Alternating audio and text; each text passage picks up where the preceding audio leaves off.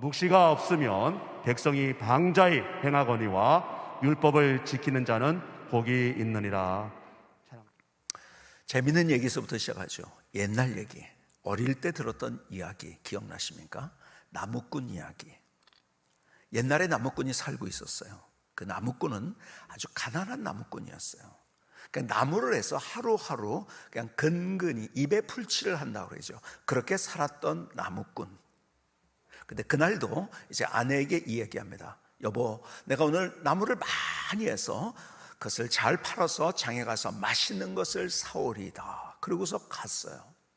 산에 갔는데요, 어디선가 소리가 들려옵니다. 살려주세요, 살려주세요. 막 애절한 소리가 들리는 거예요. 그래서 어디에서 이 소리가 들리나 하고 그 소리가 들리는 쪽으로 가봤더니요, 나무 하나가 쓰러졌는데, 큰 나무가 쓰러졌는데 거기에 요정이 깔려 있는 거예요. 그리고 살려달라고 하고 있는 거예요. 나무꾼이 또 어떤 나무꾼이요? 착한 나무꾼이잖아요. 나무를 치워주고 그리고 그 요정을 살려줬어요. 이거는 성경 얘기 아닙니다. 옛날 얘기입니다. 그랬더니 하얀 수염을 한 어떤 분이 딱 나타나더니 너 참 잘했다, 착하구나. 내가 너에게 착해서 이렇게 살려주었기 때문에 3가지 소원 무엇이든지 하면은 내 3가지 소원을 내가 들어줄 것이다 그랬어요. 어떤 얘기를 할까를 막 하다가요, 막 갑자기 생각이 안 나는 거예요. 갑자기 3가지 소원을 얘기하라는데요. 그래서요, 이렇게 얘기했어요. 우리 집에 가서 우리 집사람과 함께 상의해서 이야기하면 되지 않겠냐고. 그래도 되냐고 물어본 거예요. 그랬더니 그래도 된다고. 뭐 정말 발에 불이 나도록 달려갔죠. 막 달려서 헐레벌떡 떠가지고 우리 이제 잘 살게 됐어. 이제 우리는 우리의 어려웠던 모든 것은 다 끝나버렸어. 잘 살게 됐어. 막 그러면서 자초정을 얘기합니다. 부인이 막 너무 좋아가지고서 막 덩실덩실 가지고 춤을 추고 난리가 난 거죠. 그리고 어떤 소원을 이야기할까? 이거 생각하면 또 저게 생각하면 막 이렇게 되다가 한참을 그렇게 둘이서 얼굴을 맞대고서 그렇게 하다가 시간이 지나가 버리는 거예요. 그 점심시간이 지났어요. 그런데 옆집에서 순대 삶는 냄새가 고소하게 나는 거예요. 그때 그 부인이 자기도 모르게 순대 한 접시 먹었으면 좋겠다 그랬어요. 그랬더니 순대 한 접시가 딱 나타난 거예요. 어떻게 된 거죠? 소원 하나가 순대 한 접시하고 바꿔진 거예요. 그렇죠? 남편이 너무 화가 난 거예요. 금 예를 들어서 100kg를 주십시오. 저거는 수만 그릇을 살 수 있는데 도대체 그 중요한 그 소원 한 가지를 순대 한 그릇과 바꾸다니, 한 접시와 바꾸다니 너무 화가 나가지고 에이 저 순대 우리 마누라 코에 가서 붙었으면 좋겠다 그런 거예요. 어떻게 됐죠? 코에 가서 붙었어요. 나머지 하나가 남았어요. 그렇죠? 뭘 얘기해야 될까요? 코에서 순대를 떼어 주십시오. 기회는 있었어요. 그렇죠? 근데 아무것도 아닌 것이 되고 말았어요. 아니, 더 억울하게 됐어요. 기회는 있었어요. 왜 그럴까요? 왜 그럴까요? 그냥 살았기 때문에 그런 거예요. 그냥 살았기 때문에. 여러분, 하나님께서 우리를 창조하셨을 때 우리를 그냥 살라고 혹은 본능적으로 살라고 우리를 창조하지 않으셨어요. 우리에게 말씀하십니다. 내가 이 땅에 온 이유가 있다고. 그래서 오늘 본문은 이렇게 얘기합니다. 여러분, 잠언 29장 18절의 말씀, 묵시가 없으면 백성이 방자히 행하거니와. 여러분, 묵시가 없다는 말이 뭘까요?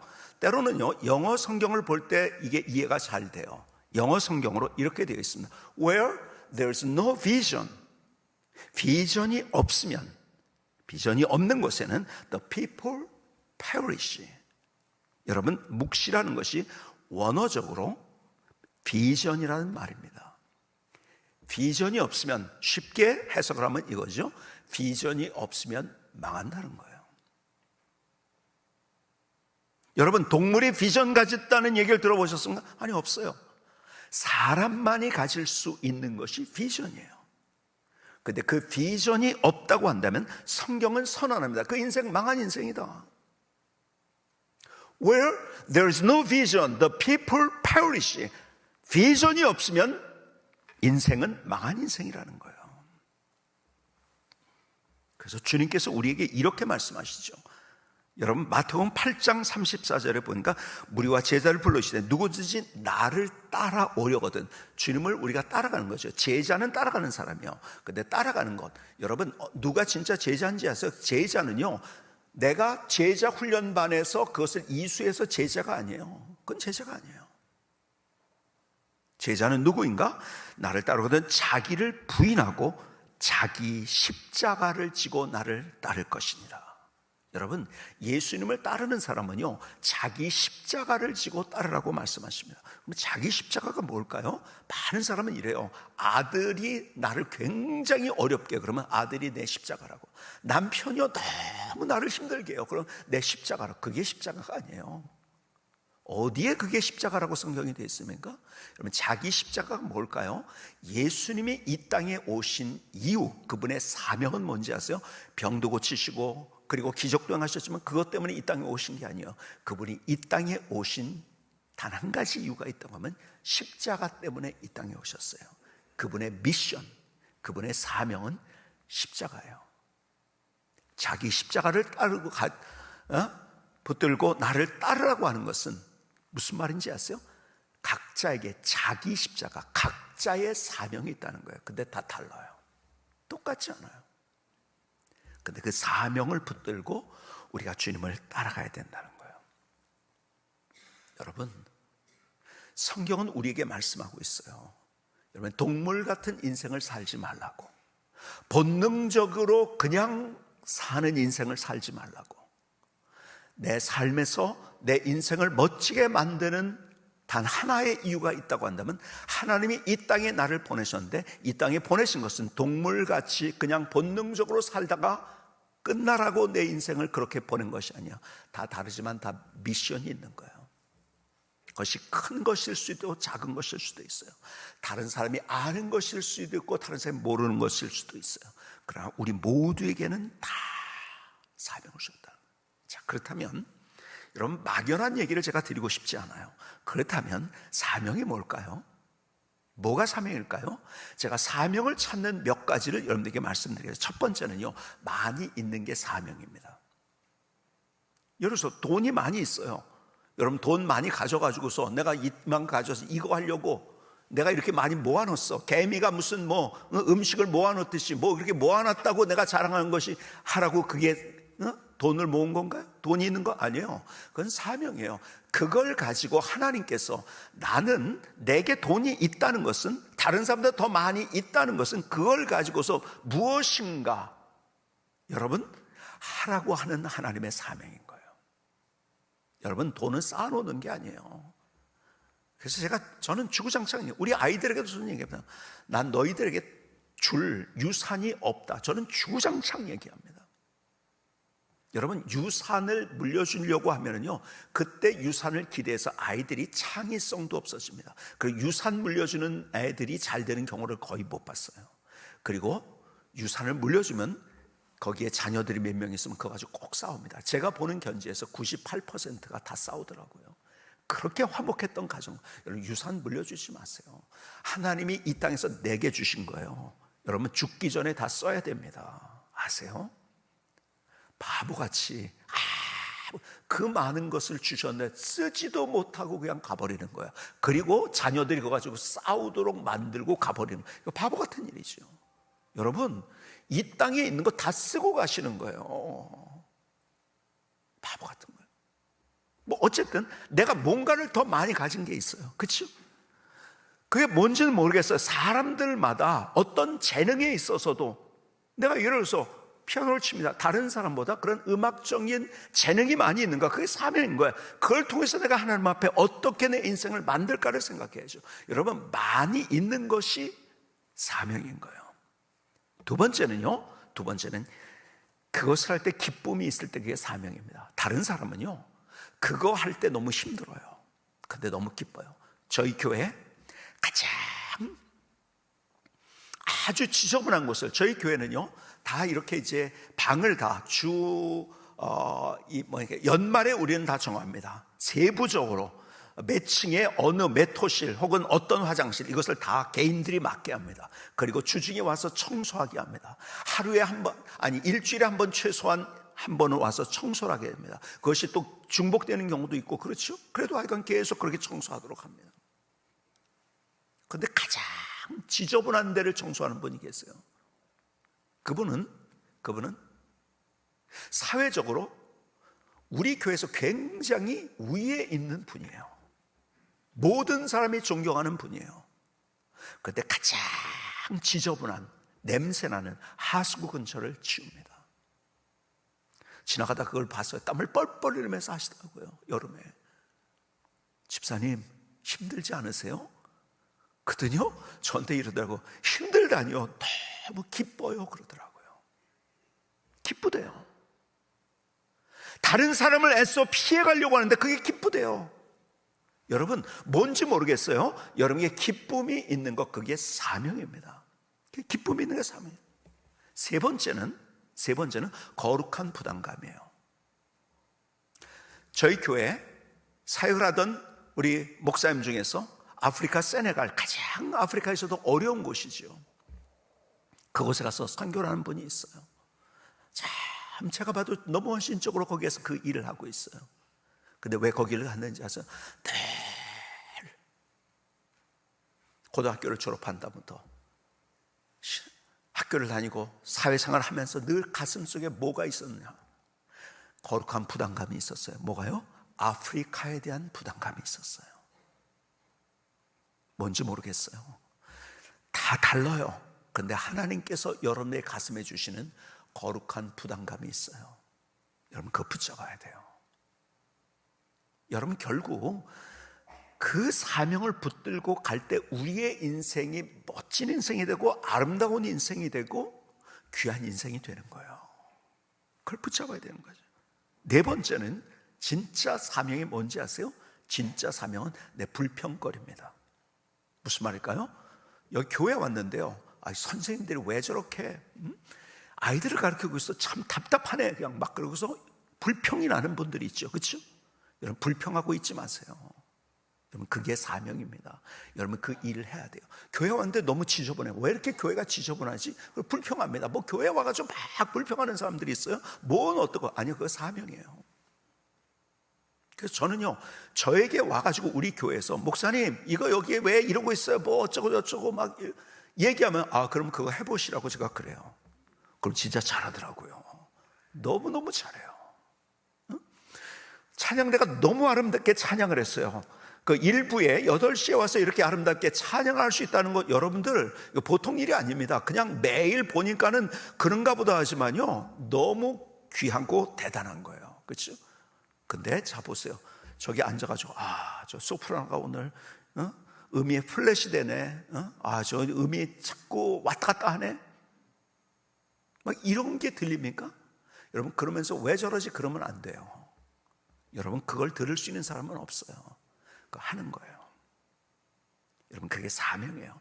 불평거리가 사명입니다. 여러분 정말 중요한 이 사명이 뭔지 아세요? 그 불평거리가 사명인 거예요. 왜? 거기에 대해서 내가 더 많이 가지고 있다는 거예요. 그리고 더 많은 이해도가 있다는 거예요. 능력이 있다는 거예요. 그냥 사명인 거예요. 교회 왔는데 목사님이 왜 이렇게 목회를 하는지 모르겠어. 불평이 되고 그리고 원망이 되십니까? 사명 받으셨네요. 빨리 신학교 가시기 바랍니다. 그런데요, 그건 조금 더 조심해야 됩니다. 제가 아는 후배 목사님 가운데 정말 목회를 잘하는 그 연구단지에서 한국에 목회를 정말 잘하는 분이 계신데요, 거기에 어떤 분이 계시냐면요, 이분은 학교 다닐 때부터 수석을 놓쳐본 적이 없어요. 수석으로 졸업하고 수석으로 입학하고 뭐 계속 그랬어요. 그리고 뭐든지 수석이에요. 연구원 중에서도 수석, 그리고 교회에서도 안수이사님인데 수석 안수이사님이에요. 대단하죠? 근데 보니까 목사님 왜 저렇게 하는지 모르겠어. 그래가지고 자기가 신학을 공부한 거예요. 진짜로 공부를 했어요. 그리고 나서 5년을 딱 목회를 하고 나서 목사님을 찾아왔대요. 그리고 무릎을 꿇고 눈물을 흘리면서 이런 얘기하더라고요. 목사님, 잘못했습니다. 용서해 주세요. 아니, 왜 그러세요? 그랬더니 자기가 목사님을 보면서 저거 왜 이렇게 할까 하면서 그런 마음을 가졌다는 거죠. 내가 목회를 해보니까 이제 목사님의 마음이 뭔지 알았고, 그때 목사님은 왜 그렇게 했는지를 알게 됐습니다. 근데 나는 그때 화를 냈고 불평했습니다. 용서해 주세요. 그러더래요. 어쨌든 여러분들이 불평이 되면은요, 그거 있잖아요. 예를 들어서 자막 하나 이게 돌아가는데요. 저거 왜 이렇게 박자가 안 맞지? 왜 저렇게 잘 못하지? 그러고 있으면 안 돼요. 그걸 본 사람은 거기에 대한 능력이 있는 거예요. 그 불평거리는 사명인 거예요. 여러분, 네 번째 정말 중요한 사명은 불평거리예요. 다섯 번째는 뭔지 아세요? 뭐가 사명인지 아세요? 상처가 사명입니다. 내가 어떤 상처를 받아요. 예를 들어서 어릴 때 부모로부터 상처를 심각하게 받은 분 있어요. 제가 아는 분 가운데 하여간 매일 맞았대요. 그리고 부모님이, 아버지가요, 막 다니면서 이 여자 저 여자 건드리고 막 그냥 그러면서 어디 학교 가면은 그 아버지 때문에 자기가 고개를 들 수가 없고 그러면서 매일 맞고, 가정에서 너무 심각한 상처를 받은 거예요. 이분이 예수님을 알게 됐고, 그리고 자기의 상처, 그 상처 때문에 자기가 가정사역을 하게 됐고, 그리고 상담을 하게 됐고, 그러니까요, 자기가 경험해 봤기 때문에 똑같은 일을 당하는 사람이 어떤 상황인지 마음이 어떤지를 알거든요. 그러니까 그 사람을 통해서 많은 사람이 주님께로 돌아오는 거예요. 기가 막히게 돌아오는 거예요. 여러분, 상처는 상처로 끝내면 안 됩니다. 어떤 상처를 받았을 때, 예를 들어서 교회에서 어떤 일 때문에 상처를 받았어요. 그러면 상처를 가지고서 화내고서 뭐 교회를 나가고, 또 아니면 다른 교회 가서도 적응도 못하고 막 이런 경우들이 얼마나 많은지. 여러분, 그 상처를 받았다면 그렇게 상처 받았을 때의 마음이 어떤지도 알고, 그러기 때문에 하나님께서 성숙한 사람에게는 그게 사명으로 만들어 주시는 거예요. 그렇게 상처받는 사람을 도와주고 기도해주고 격려해 줄 수 있도록. 여러분, 뭔지 모르겠어요. 다 각자의 상처가 있어요. 그렇죠? 그 상처를 받았다는 것은요, 상처로 끝낸다면요, 그것은 불행한 인생이죠. 그렇죠? 상처로 끝내는 것이 아니라 그 상처가 사명이 돼야 된다는 거예요. 여러분, 모든 하나님의 역사는요, 우리가 어떤 문제를 만났을 때 문제로 끝놔두고 그것 때문에 불행하도록 놔두는 경우가 없습니다. 어떻게 하죠? 그 상처를 통해서, 그 문제를 통해서 하나님께서 우리를 사용하시기를 원하신다는 사실을, 여러분, 상처가 사명이에요. 그런데요, 이거 다 잊어버려도 돼요. 앞에 있는 것, 정말 중요한 사명이 뭘까요? 정말 중요한 사명이 뭘까요? 가장 중요한 사명은 여러분들이 있는 그 자리입니다. 여러분, 여러분들이 있는 그 자리가 가장 중요한 여러분들의 가진 사명이라는 거 아십니까? 근데 우리가 이걸 잃어버리는 거예요. 제가 미국에 공부하러 83년도에 왔어요. 한 교회에서 전도사로 사역을 했어요. 파트타임으로 시작했는데 어느덧 이 하프타임을 넘어서 거의 풀타임 같이 일하게 됐어요. 제가 공부도 해야 되는데 제가 그때 얼마나 힘이 들었는지 몰라요. 그런데 제가 전도사로 사역을 하면서 제가 설교를 하고 성경 공부를 하는 것이 제 임무가 아니었어요. 뭔지 아세요? 청소하고, 그리고 차를 새벽기도 때, 그때는 뭐 빨리까지 이 새벽 예배 운행을 했거든요. 라이드를 하는 것이 제 임무였었어요. 공부하느라고도 너무 힘든데, 시간이 없는데 밤을 새면서 페이퍼를 쓰고 하고 그럴 때가 많이 있는데, 이게 교회에서 내가 전도서서 할 일이 뭐냐? 그냥 운전하고 청소하는 일이에요. 어느 날 제가 하나님 앞에 나와서 기도하면서 불평 어린 기도를 했어요. 하나님, 나 공부하러 왔어요. 공부할 기회에 공부하지 않으면 이게 말이 안 되는 거죠. 논리적으로 하는 앞에 기도를 하기 시작했어요. 저 공부하러 왔습니다. 어떡하란 말입니까? 그때 하나님께서 제 마음에 주신 주님의 마음이 있었어요. 뭔지 아세요? 너 그거 못하면 목회 못한다. 너 왜 공부하니? 목회하려고요. 근데 너 그거 못하면 목회 못한다. 그 마음을 팍 주시더라고요.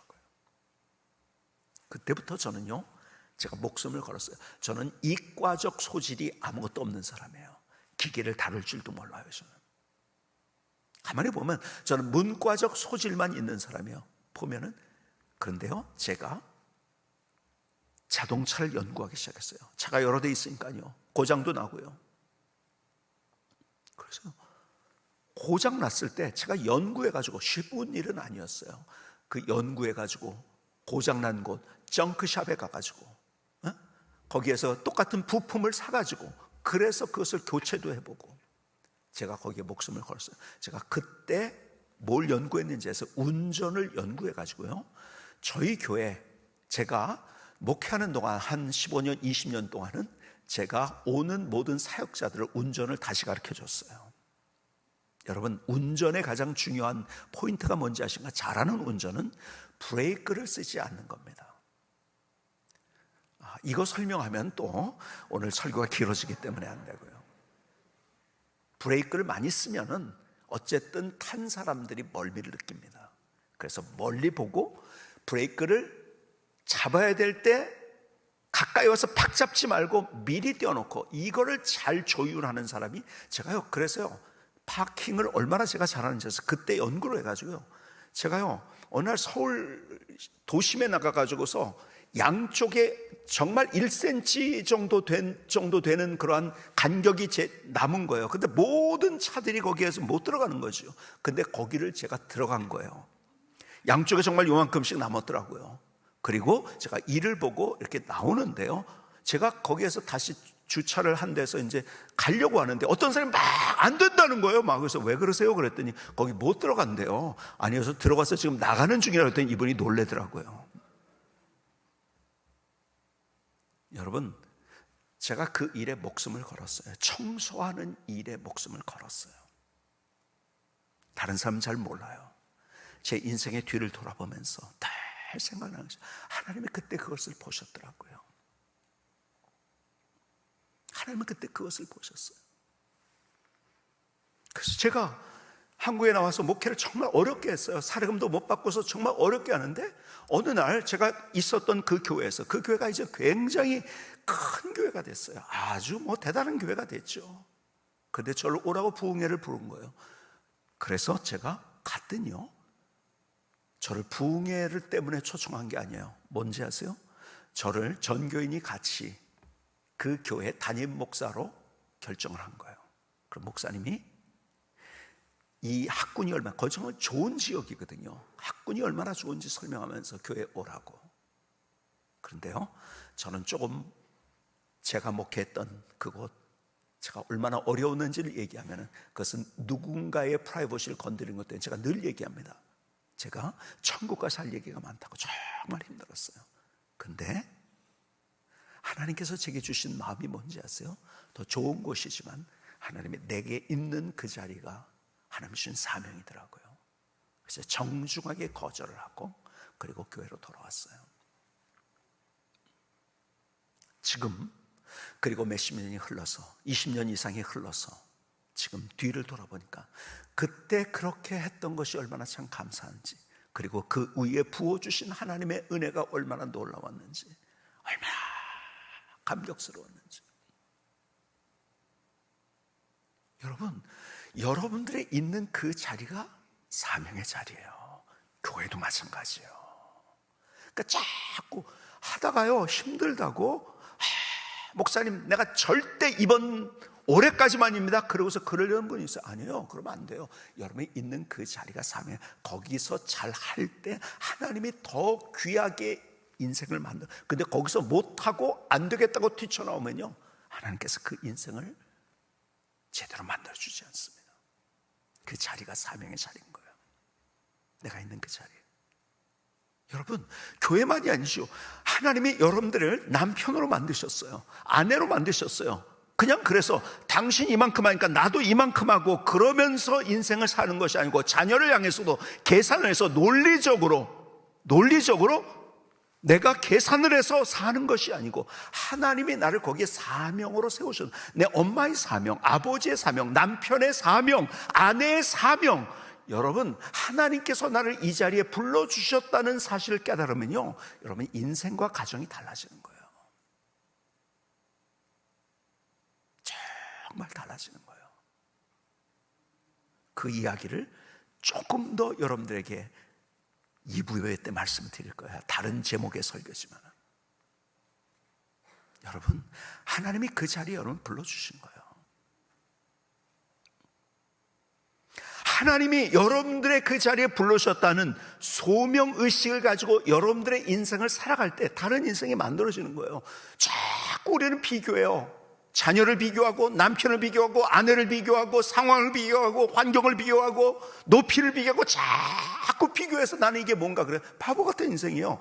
그렇게 사는 한 불행한 인생인 거예요. 아니에요. 그 자리에 하나님이 나를 사명자로 세워주신 거예요.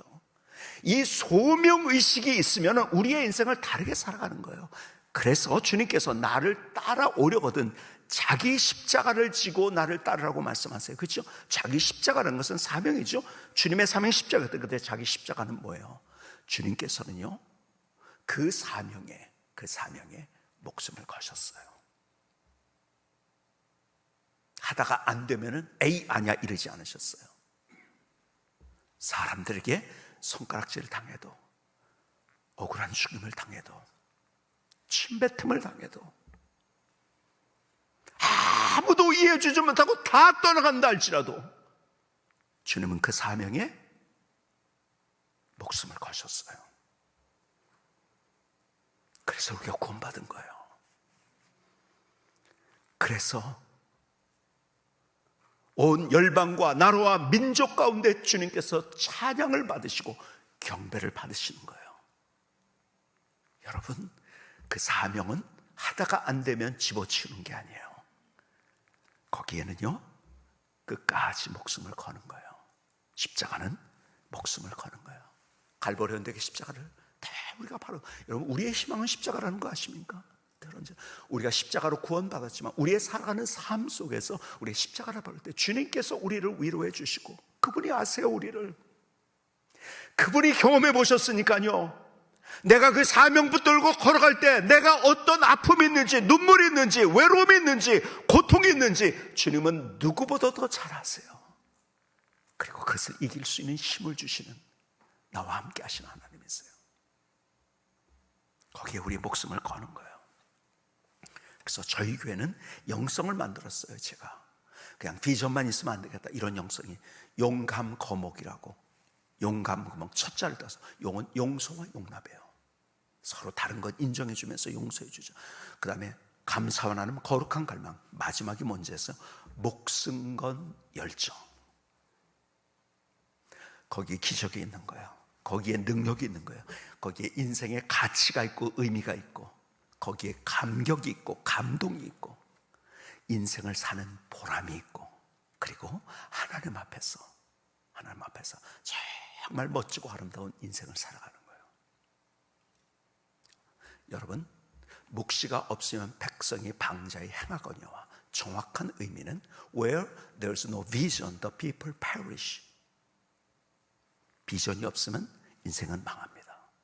그건 동물적인 인생이에요. 다시 오늘 하나님 앞에 그 사명 붙들고 여러분의 삶 속에서, 가정 속에서, 교회 속에서 목숨 건 열정으로 새로운 길을 걸어갈 수 있는 멋진 인생이 될 수 있기를 주님의 이름으로 축복합니다. 기도하시겠습니다.